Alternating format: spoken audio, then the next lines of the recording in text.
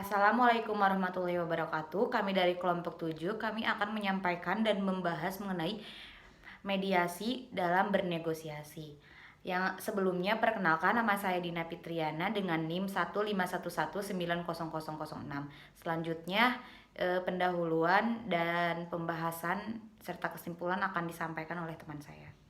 Perkenalkan, nama saya Bayu Condro Permono dengan NIM 151190092. Yang pertama-tama kita akan membahas mengenai pendahuluan. Manusia adalah makhluk sosial, yaitu makhluk yang tidak dapat terlepas dari sebuah interaksi atau hubungan satu sama lain dalam rangka memenuhi kebutuhannya baik yang bersifat jasmani maupun rohani. Dalam melakukan hubungan dengan manusia lain, sudah pasti terjadi persamaan atau perbedaan dalam kepentingan dan pandangan. Sehingga perbedaan ini dapat melahirkan perselisihan, pertentangan, ataupun konflik. Semakin sulitnya manusia memenuhi kebutuhan hidup, maka akan semakin menunjukkan gejala faktual terhadap munculnya akar-akar konflik dalam sistem sosial. Sehingga untuk memenangkan konflik atau sengketa yang terjadi tersebut dapat dilakukan proses penyelesaian sengketa yang sudah kita kenal sejak lama dalam menyelesaikan konflik antar satu pihak dengan pihak yang lain, yaitu melalui pengadilan maupun kekeluargaan. Penyelesaian konflik atau sengketa di masyarakat mengacu pada prinsip kebebasan yang menguntungkan kedua belah pihak. Pihak dapat menawarkan opsi penyelesaian sengketa dengan perantara. Para pihak tidak terpaku pada upaya pembuktian benar atau salah dalam sengketa yang mereka hadapi, tetapi mereka cenderung memikirkan penyelesaian untuk masa depan dengan mengakomodasikan kepentingan-kepentingan mereka secara berimbang. Mediasi sebagai salah satu alternatif penyelesaian sengketa merupakan penyelesaian yang memberikan win-win solution bagi para pihak yang bersengketa. Keberadaan mediasi sebagai salah satu bentuk mekanisme penyelesaian sengketa merupakan bagian dari norma sosial yang hidup, dan berkembang dalam masyarakat yang berorientasi pada keseimbangan dan keharmonisan. Perkenalkan, nama saya Aditya Dioni dengan NIM 1519029. Mediasi adalah sebuah upaya penyelesaian konflik dengan melibatkan pihak ketiga yang bersifat netral.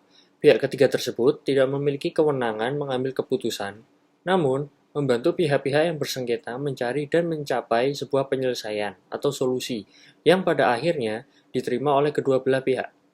Pengertian mediasi menurut seorang ahli, yaitu Priyatna Abdul Rashid, yaitu suatu proses damai di mana para pihak yang bersengketa menyerahkan penyelesaiannya kepada seorang mediator, yaitu seseorang yang mengatur pertemuan antara dua pihak atau lebih yang bersengketa, untuk mencapai hasil akhir yang adil, tanpa biaya besar, tetapi tetap efektif dan diterima sepenuhnya oleh kedua belah pihak yang bersengketa.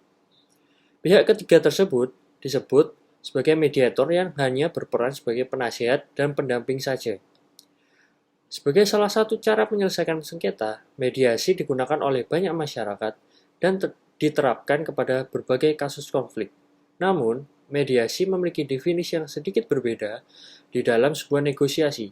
Di dalam suatu proses pelaksanaan negosiasi, dikenal sebuah istilah deadlock atau kebuntuan apabila kedua belah pihak tidak dapat menghasilkan solusi yang pada akhirnya memberi kepuasan sehingga sulit untuk menghasilkan kesepakatan.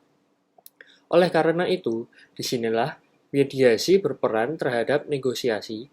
Sama halnya dengan negosiasi, mediasi menekankan pada penyelesaian konflik atau perbedaan antara pihak-pihak yang bersengketa. Mediasi berfungsi sebagai solusi yang cukup efektif untuk menghindari kemungkinan adanya konflik yang lebih besar akibat situasi deadlock. Jonathan Wilkenfeld dalam artikelnya yang berjudul Mediating International Crisis, Cross-National and Experimental Perspective, menjelaskan unsur-unsur yang ada dalam mediasi. Unsur mediasi yang pertama, yaitu adanya pihak mediator atau pihak ketiga yang bersifat netral. Pihak mediator ini merupakan pihak yang dianggap netral oleh kedua pihak yang terlibat konflik serta mengerti akan permasalahan yang sedang terjadi, serta memiliki kedudukan yang biasanya lebih tinggi daripada pihak yang terlibat konflik. Kedua, adanya permasalahan yang sulit diselesaikan tanpa adanya pihak ketiga atau mediator. Dalam hal ini, mediator bersifat netral dan memiliki fungsi untuk menyelesaikan konflik guna mencapai kesepakatan alternatif yang disetujui oleh kedua pihak yang terlibat konflik. Unsur mediasi yang ketiga yaitu adanya kesadaran dari pihak yang terlibat. Unsur mediasi yang keempat yakni adanya kompromi.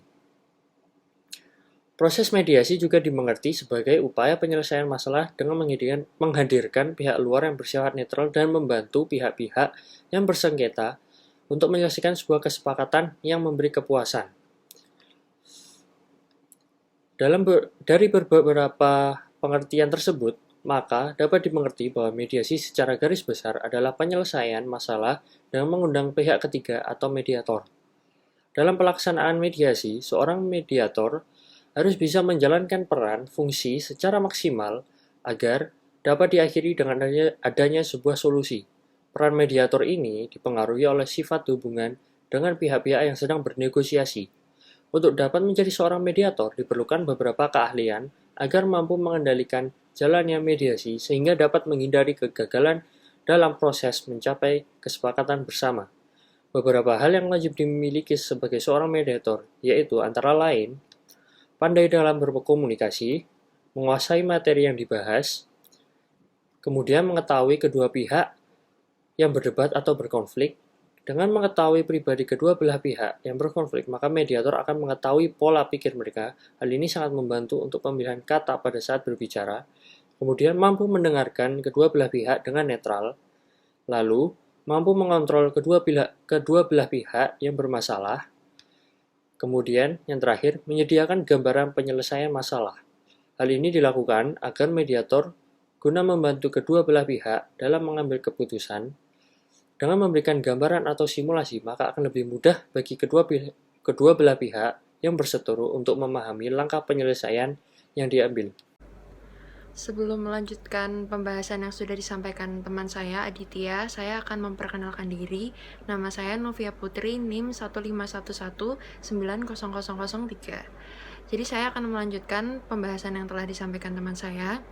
Peran mediator dapat dilihat melalui macam-macam mediasi. Pertama, seorang mediator berperan sebagai fasilitator untuk menyelesaikan permasalahan dan memfasilitasi jalannya proses perundingan resolusi konflik. Contohnya, dalam perundingan Camp David, pihak Amerika Serikat menjadi fasilitator antara Mesir dan Israel untuk mencapai perdamaian di konflik Timur Tengah. Yang kedua, mediator juga berperan sebagai jembatan antar pihak-pihak yang bertikai. Maka dari itu, seseorang mediator harus merupakan seseorang yang netral. Contohnya lagi, dalam kasus internasional yaitu konflik Amerika Serikat dan Tiongkok. Indonesia dapat menjadi mediator dan merupakan pihak yang netral dan tidak memihak antara kedua pihak tersebut. Yang ketiga, mediator juga berperan sebagai peacemaking dalam situasi konflik. Hal ini dapat dilihat dari contoh kasus civil wars di beberapa negara. Bahkan melalui adanya mediator, sebuah konflik dapat diselesaikan dengan efektif. Dalam memilih seorang mediator, haruslah disetujui oleh kedua belah pihak dan mendukung penuh terwujudnya sebuah kesepakatan. Berdialog secara langsung dengan masing-masing pihak merupakan tugas mediator sebagai penyampai pesan. Dalam beberapa keadaan deadlock, para negosiator biasanya enggan untuk berkomunikasi secara langsung satu sama lain, sehingga penyampaian pesan dapat dilakukan oleh mediator. Selama mediasi berlangsung, mediator setidaknya harus melakukan kegiatan-kegiatan dasar seperti memahami apa konflik yang sebenarnya terjadi, memahami aktor-aktor yang terlibat, memahami konteks permasalahan secara luas, dan pemahaman terhadap sumber kekuasaan dan pengaruhnya. Tidak hanya sekedar memahami informasi mengenai konflik, mediator juga harus mengidentifikasi konflik atau isu yang dibahas sekaligus mempersiapkan berbagai alternatif penyelesaian yang strategis sehingga dapat memberi kepuasan bagi pihak-pihak yang terlibat dalam negosiasi. Dengan menyiapkan berbagai alternatif pilihan, mediator dapat dengan mudah memberi masukan terhadap kedua pihak negosiator terkait solusi pemecahan masalah.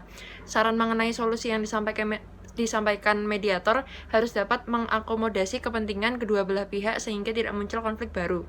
Mediator dapat dikatakan sukses membantu pihak yang bernegosiasi, yaitu ketika mediator dapat menyampaikan informasi dengan baik, sabar, seimbang dalam pendekatan dan bersikap bijaksana. Selain itu, seorang mediator perlu untuk menahan tekanan eksternal. Dalam beberapa situasi mediasi, kemampuan mediator untuk memanfaatkan insentif atau disinsentif yang ditawarkan oleh aktor-aktor lain dapat membantu untuk mendorong komitmen para pihak menuju proses perdamaian. Dalam hubungan internasional, terdapat 3 hal yang harus dipenuhi untuk menjadikan mediasi tersebut dapat dikatakan efektif dan efisien. Pertama, adanya motivasi dari masing-masing pihak untuk menyelesaikan masalah. Kedua, kesempatan mediator untuk ikut terlibat secara signifikan. Yang dimaksudkan adalah seorang mediator yang dapat mengemukakan saran dan dapat membaca situasi. Ketiga, kemampuan mediator. Mediasi di lingkup internasional juga dapat dilakukan oleh organisasi regional.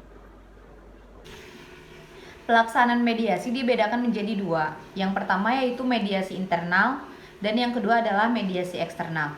Mediasi internal yaitu mediasi yang dimana mediatornya berasal dari golongan atau kalangan sejajar dengan pihak-pihak yang terlibat dalam negosiasi, seperti ketika Indonesia berperan sebagai mediator dalam konflik Kamboja. Sedangkan mediasi eksternal adalah mediasi yang mediatornya berasal dari pihak-pihak yang lebih tinggi atau berada di luar ruang lingkup konflik, seperti peran PBB yang berusaha mendamaikan Israel dan Palestina. Selain itu, pelaksanaan mediasi dapat digolongkan ke dalam 3 jenis berdasarkan cara yang digunakan dalam penyelesaian konflik, antara lain yaitu content mediation, issue identification, dan positive framing of the issue.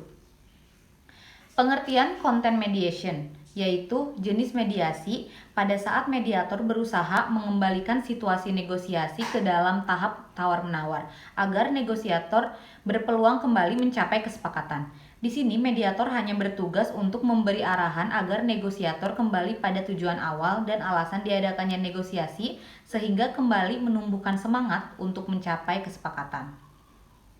Yang selanjutnya itu issue identification, yaitu mediasi yang dijalankan dengan memprioritaskan isu yang akan diselesaikan sehingga kedua pihak sama-sama fokus dalam satu isu dan mencari solusi penyelesaiannya. Sedangkan yang terakhir yaitu positive framing of the issue, yaitu mediasi yang dilakukan dengan cara memfokuskan pada hasil yang ingin dicapai oleh pihak-pihak negosiator. Dengan menetapkan hasil yang ingin diraih, maka akan menimbulkan semangat untuk menyelesaikan negosiasi dengan segera membentuk kesepakatan.